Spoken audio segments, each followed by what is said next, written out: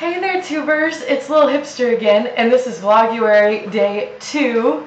Yeah, I feel proud. I haven't, failed or anything yet. My door is open again. Keep doing that. God, make sure you're ready before you start the video, Mandy. Anyways, today I'm really excited because today I am starting my book club, and it just surprises me that I wanted to do this because throughout my life I've never really been like much of a reader. It really hasn't been till like my adult life that I have been at all into taking time to myself to read. I hated reading while I was in school, that kind of thing. But anyways, I like it now, and I want to encourage myself and others to read more books and expose myself to more knowledge and all of that good stuff. So with that in mind, the last couple videos I have been talking about reading this book called Start Something That Matters by Blake Mycoskie. And I did find a free PDF on the internet for you guys to read this, and I've got it in the description below. So if you want to read along with me for the book club, then you can do that. You can access this book for free. I, in fact, got this book for free in a box of Tom's shoes that I got for Christmas, which I just love that about their company. They give so much away for free all the time, and I just think that's so cool. It's the #1 New York Times bestseller. So yeah, and yesterday I had instructed people who were going to read with me to read chapters 1 through 3, but then I got to the end of like chapter 2, and it was like a fourth of the book. So I was like, okay, maybe we don't have to go so fast. So I'm just going to be talking about the first 2 chapters today. This company is really important to me. I buy a lot of Tom's shoes, so I'm glad to be reading this. I guess we'll start with the author Blake Mycoskie. Mycoskie? I keep not knowing if I'm saying that right. The book starts off, and the first chapter is all about the Tom's story. And the Tom's story starts with Blake Mycoskie being on the show, now I can't think of it, The Amazing Race. He was on the show The Amazing Race.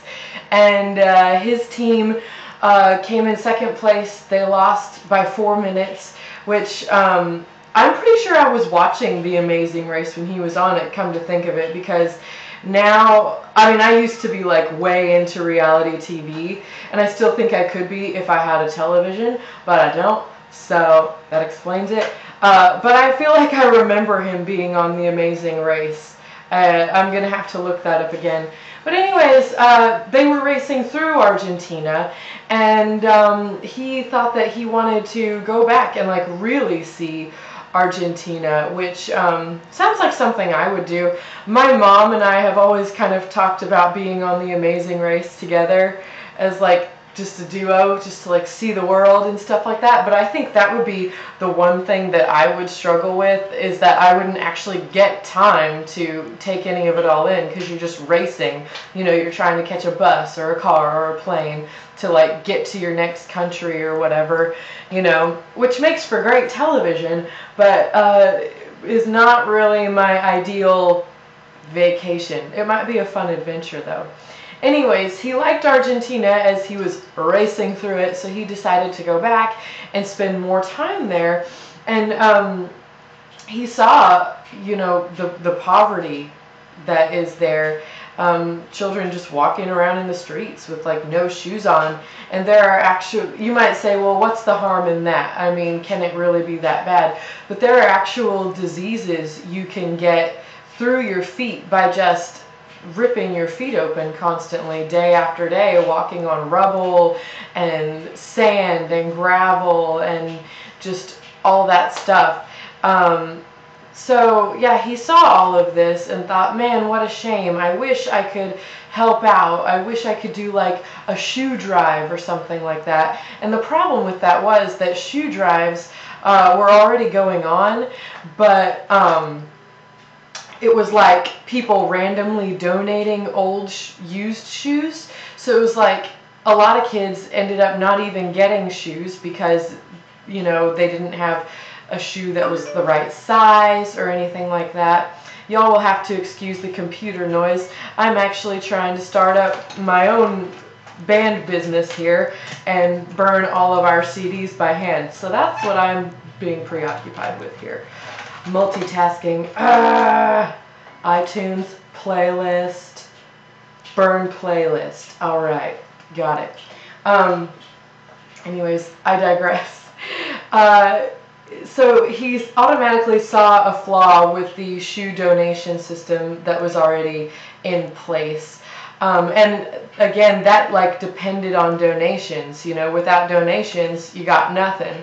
So I think he was really trying to brainstorm about that. And then he saw everybody who did have money for shoes wearing this very simple canvas shoe that was really popular in Argentina. And he was like, huh, that's actually a really simple style, seems comfortable. I'm sure if you offered it in different patterns and colors, I'm sure it would be really popular in the American market, you know. So he took that idea and ran with it, found a buddy that he trusted and wanted to get on board with, and they found a shoemaker who kind of thought that they were crazy but was willing to get on board. And the initial idea was make these shoes, try to sell them, cut the overhead as much as you can, and try to donate a free pair of shoes for every shoe bought, you know. And he came back to the United States, suggested his idea to all of his friends. All of his friends were crazy about it. In fact, he had free pairs of shoes for them, which they put on immediately and wore. So, and I'm reading this with such joy because it really aligns with what my band and I are trying to do, and it really aligns with our story and what we have done. So I just get really excited about that, and that just fills my heart, you know, like we do similar things. We give our music away for free. All of our friends are very involved and very supportive and very excited about the thing that we have going on. So already, like, the company that I have and the company that Tom's Shoes has, they're just similar, and I'm just really excited about that. So yeah, that was kind of the whole first chapter, and to my surprise, I guess like Vogue magazine picked them up pretty quickly in the game, and just other big media like really picked them up and wrote about their story really early in the game, which I was surprised by because that doesn't happen very often. But people took to their idea really quickly and loved it, you know. And so soon they had orders that they weren't even going to be able to fill because they were understaffed, you know, and didn't have the materials and understocked and stuff like that. So it's very exciting right off the bat because already you have like 900 orders for shoes that you can't fill, you know. And so it took them, where they had promised people that their order would be filled in 4 days, it took them like 8 weeks to actually fill people's orders. And I was really inspired because he was saying that people really, once it was explained, people really did not mind waiting 8 weeks for their shoes. They had, I think, one person out of all those orders like cancel their order, and it was actually for like understandable reasons. So, but yeah, that was just really inspiring to me, how people were like, instead of being mad about it, they were like, you know what, we get what you're trying to do, we love your shoes, and we're gonna wait, you know, and we're gonna be patient with you, and we're gonna help you see this through, you know. That was just really inspiring to me. The second chapter, which I read last night, was Find Your Story. That's what the second chapter is entitled, Find Your Story. And it makes mention of a couple other companies in here who had a really offbeat type story. The company Method Cleaners. It tells about how they were just two guys living in a dirty apartment in the city, you know, and noticed how all their cleaners had awful chemicals in them that they shouldn't even be exposed to, you know. So they worked hard and developed this line of cleaners that was, you know, natural and not disgusting. Like they were talking about how fabric softeners, like the sheets that you put in the dryer, they use cow fat in very small amounts to soften your clothes. And they were like, I think if people knew that their clothes, in order to be softened, were being, you know, covered with cow fat, I don't think that they would enjoy that. So they made a line of dryer sheets, and instead of using the cow fat, they used like soybean oils and stuff like that instead, you know. And it's just a cleaner ingredient, you know. The last thing I want on my clothes is some disgusting cow parts, you know. Like, I'm a vegan. I don't have any interest in that. I did not know that, however, so from now on I'm not going to be using dryer sheets anymore, that's for sure. But anyways, it's got all kinds of other companies and their ideas, and they're really trying to drive the idea home that your story is what matters. It's what people want to hear, because it makes you more human to them, you know. It makes you more human to your consumers, and they enjoy hearing things like that because they can identify with you. Like that story about the Method people living in a dirty apartment in the city with no money and nothing but an idea to go off of, you know. Like, I can totally identify with that. I did that for 6 years, you know, and so did Sarah and Miles, and we were slumming it together, you know. And that's part of our story that people feel so inspired by and connected with and stuff like that. So that just, I mean, that made me identify too, because I was like, oh yeah, that's why people are always asking my band Third Wheel Tuesday to tell our story, even though it's long and it's crazy and there were floods and margaritas and drinking, and you know, that's all in our story. And I'm sure one day I will explain our story to you. I don't know if it will be that day, because I'm really trying to focus on the book. But yeah.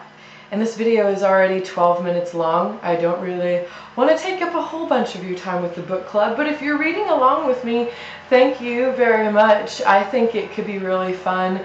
And you know, one of the perks of YouTube is that even if you're not reading along with me now, this video will always be out there, you know, so you can pick up the book 2 months from now and you can be like, hey, Lil Hipster read this and I've been interested in reading it and I want to read it with her.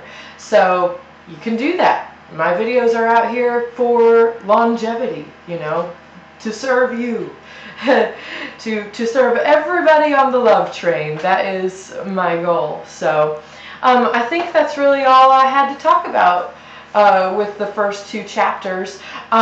Next Sunday will be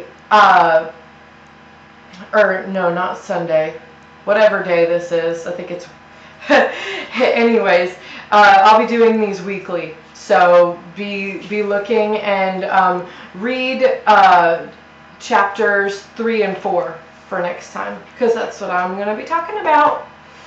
Stay tuned. Thank you guys so much. I will be back with another book club video, I believe, on, let's see, Wednesday. Yeah, so tune in again Wednesday. Please don't forget to eat your fruits and vegetables. Take a moment to subscribe so you can be a member on the love train. I guess it wouldn't be a member, I guess you'd be a passenger. That's what you would be, you know. Jump on the love train. We have a good time here. Yeah. Thank you guys so much. Bye-bye.